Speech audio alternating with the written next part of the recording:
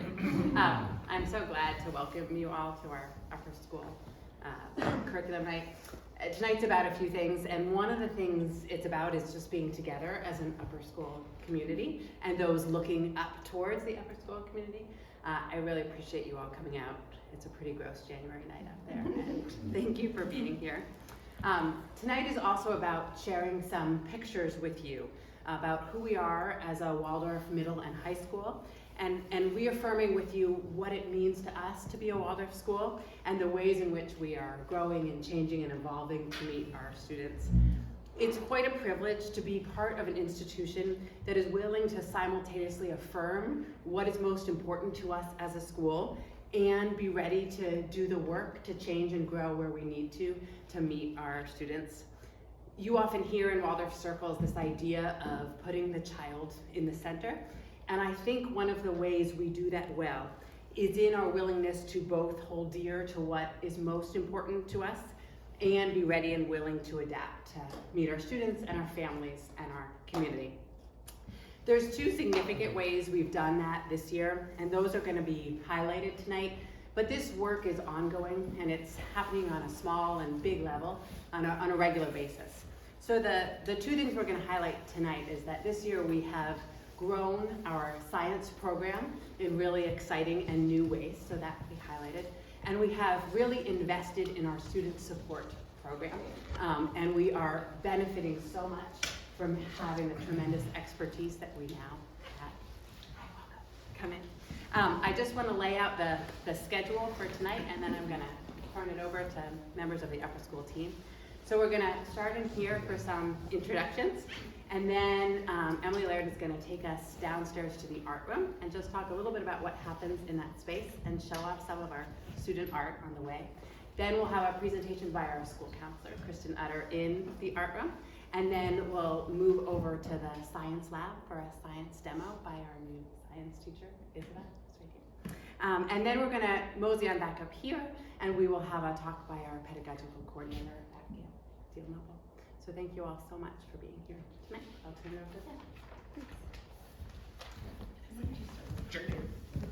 Hi everybody, I'm Aaron Garland. I teach math and physics to grades 6 through 12, though not all at once. And a little bit about me, I really like games of all kinds. I used to actually make board games for a living, and I think about rules and the ways that things interact a lot. I try to bring that to students. So like this year I taught a game design class that was actually kind of focused on project management and how to set timelines and schedules and worry about these other things while making a game. Yeah, I think that's about everything. There's a class I'm going to be teaching later this year that I'm very excited about. It's called Building Bridges, but it's a structural engineering thing where we're actually going to design and build some bridges. And I'm working with Rob Palmer, our woodshop teacher, so that the 11th graders are going to have both woodshop and a physics class combined into one with lots of time to literally build bridges that we're hoping to donate to the other campus. I don't know which way we're going. That was hard. Good evening, everyone. My name is Steve Olson. I'm the music director here. I teach the orchestra classes here and chorus and sometimes also music theory. I also am a music director over at the lower school. Emily asked me to tell you a couple things about myself. So I'm into weight training, I'm into yoga, I'm into things that have to do with finding balance between being still and quiet and then being active. And a couple of the things that are inherent in that way in my program is that I'm really interested in having an artistic experience with the children of something called social responsibility. The idea that what you do and what you say and the choices you make matter. They matter to your own personal experience, they matter to the experience of those around you. I'm also really interested in helping the students develop safe risks, taking safe risks. So the idea that without trying something, it's definitely not going to be what you want it to be. That the concept of yes and. You did this, great, and also this to help create that safe risk. And then the last part about that I'd like to talk a little bit about what my classes do is the idea of an artistic exploration of being in the moment and also planning ahead. So if you're playing a string instrument, if you run into a problem, the problem is not usually the actual problem, it's the symptom. The problem is what came right before. So it's planning ahead, kind of working back, figuring out what do I need to do differently here so that I can be successful here, and then living into the success of that.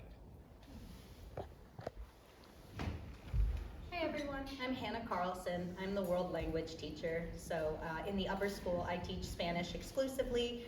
In the lower school, I teach Spanish, and we are currently in our 6-week Mandarin immersion block. So the younger ones are learning Mandarin as we speak, which is very fun. In the upper school, language starts to get a little bit more quote-unquote intense. We study more grammar structure and sentence structure and things like that, but I also come at it with a cultural aspect. So a lot of interdisciplinary work is involved. This spring, we'll be doing a Hispanic art history unit, which will culminate in a field trip to the Orozco murals, which are in Hanover, New Hampshire. They're beautiful, they're wonderful, and I can't wait for you to hear about them. So as you can see behind me on the board, there is some pretty intensive grammar work that goes on, but we also do some fun games and some fun activities. We have made our own tortillas out of masa and had it over a fire and made some tacos, and we've had a lot of great times in world language class. So that is a little bit about my program and a little bit about me. I am a polyglot, so I speak 11 languages, and I was also an outdoor educator before I came to language teaching. So I did a lot of work outside, and I like to try and bring students outside as much as possible within the context of language. I don't speak 11 languages. I'm Kristen Utter, the new school counselor. Apart from my upper school colleagues, I span the whole age range, so from kindergarten all the way through 12th grade. So I'm only at Bostwick 2 days a week right now. And yeah, when I think about the interdisciplinary nature of my work, that's pretty much all it is, especially when I think about where I'm coming from with no Waldorf background. So a lot of this is leaning in and seeing what I can learn and take and bring to my own work with students, which historically has felt way more clinical than it does here. So this is like a breath of fresh air. I really like it. I'm also the unbound teacher for 1st, 4th, and 7th grade this year. And then what is my life outside of this place? I have a 3-year-old, so that is my life. And kind of just figuring out how to transition from like playing. I think I was on a spaceship 2.5 hours ago while shoveling down dinner, and now I'm here talking to you. So yeah, I'm really excited. I'll have plenty more time to talk to you all after this. I'm Bailey Johns. I am the current 7th grade class teacher. I have been with my students since 3rd grade, and I taught 1st and 2nd grade before that. So after next year, I'll have taught all 8 grades. Right now, I'm in a business math block with the 6th grade, and so Abigail and I have switched places. So it's been awesome to be able to use our skills, and I'm focusing on life skills with the 6th grade. So we're working on typing, budgeting, learning about retirement plans, taxes, all the really exciting stuff in life. And I think the middle school is right for knowing about the real world and how it works, and so I like to incorporate these sort of skills into my classes. I also like to play, and so to make things as fun as possible, and going outside and moving, and one of my students is here and can say that we move quite a bit. So yeah, outside of school, I love to read, I love to knit, I have 2 cats. I will show you pictures anytime you'd like. Yeah. Hi, my name is Isabella Ignatius, and I teach middle and high school science. This is my first year teaching at Lake Champlain Waldorf School. My background it kind of spans a wide variety of sciences. I'm a nerd, and so I've done some research in clinical genetics, and then kind of got super interested in physics for a while, did some research in biomedical optics, and really just realized that my passion for science is less about the consumption of the knowledge of science, but more of using science as a lens to situate oneself in the world. And I've been thinking about that a lot in designing the curriculum. A lot of our science curriculum is new this year as we kind of figure out how we want to bring science and Waldorf science specifically into the future. And thinking about where our students are at now, where they're going to be in a few years, and what's going to serve them best in getting there. And so as I've been thinking about redesigning our curriculum, I've been thinking about how to use science as a way to situate oneself in the world and also to discover the world in oneself. So I've been thinking about that. For example, in planning my waves block that I'm teaching to the 8th grade at the end of this year, it's a physics-based block that combines a little bit of physics and a little bit of biology. So we're talking about acoustics and about optics. So essentially the waves involved in sound and sight. And I'm thinking about bringing in some of the biology behind perception as well, so that students really get a sense of where they are in the phenomenon of this very physics-based phenomenon.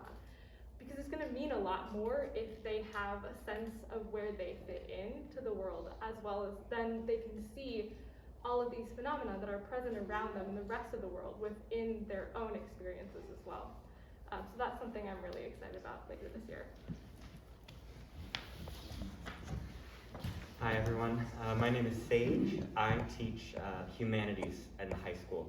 So that's English and history and social studies, civics, all sort of interwoven into each other. So we like to read ancient literature when we study ancient history. We like to talk about the historical circumstances of a book when we're considering it as literature. Kind of constantly trying to weave those pieces together that often get separated into disciplines. One thing we're doing right now, I'm teaching a science fiction main lesson, which is one of my favorite main lessons because it really forces students to think about what's essential, because we're asking them to often think about the future. Like, what's so essential that we imagine it'll exist in 100 years or 1,000 years or on another planet? Will gender be in that place, or will capitalism be in that place, or will aliens be in that place? And that's something I just love to teach. One of the other things I love about my job is we get to go on so many trips here. This year we took a trip on Lake Champlain for 5 days, rowing and studying the Odyssey. Last year I got to go with a co-teacher to Boston, and we went to a bunch of theater and operas and museums for a cultural trip. And it's one of the things that I feel like is so special about our school. It's getting to know your teachers in these circumstances outside the class, where you're driving somewhere or you're getting coffee or something bad happens and you have to figure your way out of it on your own, like those real circumstances of life. Who am I personally? I don't know. I love to sing the shape note music. I love to do that in this space sometimes. I do CrossFit, but that's a new thing, and I'll probably eventually move on from that. And I was a Waldorf student myself. I went to a Waldorf high school in the Boston area, and it was a very formative time in my development. Hi everyone, I'm Maeve Taylor. I'm at the front desk. I'm the upper school administrator. And in that I get to play lots of different roles, and I get to work with all of the students here and all of the teachers. And I've also been able to be involved in planning trips and extra events at school, which is really fun. We're getting ready. Sage and I are taking the 11th grade on a winter camping trip coming up in a couple of weeks. We're really excited about. I've also been able to teach a little bit this year. In my personal life, my husband and I have a farm, a small organic farm, and I have a long background in wildlife and environmental education. And so this year in the high school, I taught wildlife conservation and careers as an elective in the fall, and then I'm getting ready, coming up next week, to start a organic farming elective for all kids who are interested in learning a little bit about farming. So it's a lot of fun to be involved, and I sub sometimes with the kids on a lot of different levels. And when you call the school, hopefully you'll get a hold of me and I can help you. Do you want to introduce yourself, because I'm the last person?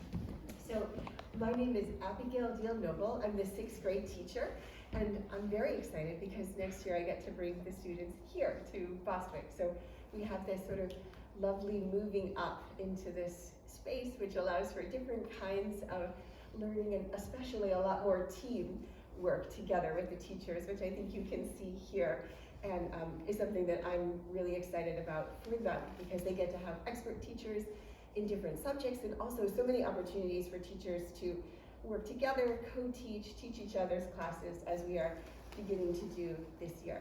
I'm also the pedagogical coordinator for the school, so I get to help innovate curriculum, which is something that's pretty easy to do with such an innovative group of teachers. And an example of interdisciplinary curriculum that really stands out in my mind that I was involved in is an immersion on steampunk literature for middle school students, in which naturally involved a lot of costumes, and found poetry, an author visit, and making jewelry. This was led by Nikandra Galber, making jewelry out of bits of machinery. Still have that necklace. Hello, I'm Emily Laird. I feel like the grandmother.